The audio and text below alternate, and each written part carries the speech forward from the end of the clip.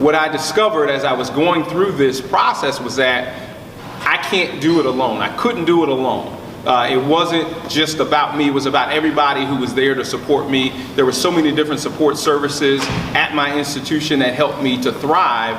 And so what I began to do is I began to tell the story of those connections, of those resources that I took advantage of that helped me to be successful.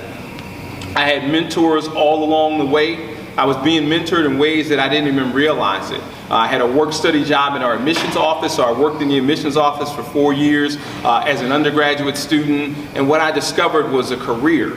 I didn't realize that, hey, you can go work and be a higher ed professional, that's a job you can have. I didn't know that. I was a business management major because I knew if I had a business degree, I could get a job, and I also had a scholarship from a local bank where I had to major in something related to business, and then every summer I would get an internship at the bank and I would get a scholarship, so I appreciated that. But what I also appreciated was the fact that I hated banking.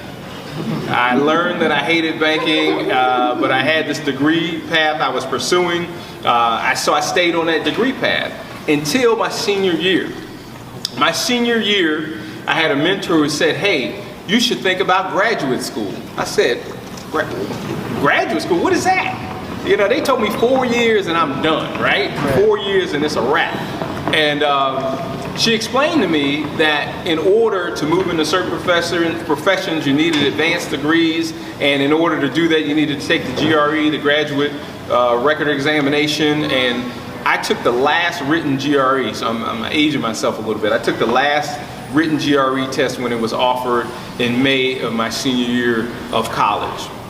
But I still wasn't sold on the idea that graduate school was going to be there for me. I wasn't sold on the idea that I had to go to school for 4 more years. I had just made it through 4 years of a business degree that it was all right. I had a degree, right?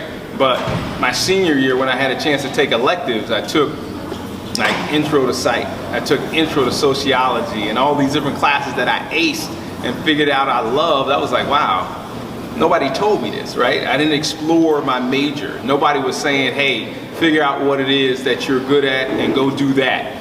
I was stuck because I had scholarship that was connected to working in business. So, you know, a lesson to learn from that is don't let an opportunity be a harness that holds you back. Just because I had that scholarship, I should have had the wherewithal, or I wish I'd had the wherewithal, the advisors to say, hey, you know, this probably isn't the best path for you because you have skills and talents in these areas. You should look into these particular majors, right? And so I didn't realize, you know, how distracted I was until I actually made it to graduate school. And I didn't go directly to graduate school. I worked for 3 years after I finished my bachelor's degree. Worked in admissions and I worked in banking for like 6 months. I hated that, but it was a paycheck, right? And when I finally went to graduate school, I found my passion.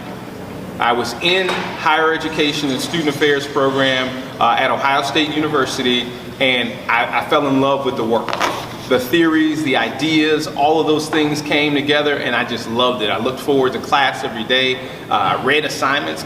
Look at that, I was doing homework, y'all. I was doing extra stuff. I was showing up, and it really just made a difference because I found something that I was passionate about and then something that I could be good at.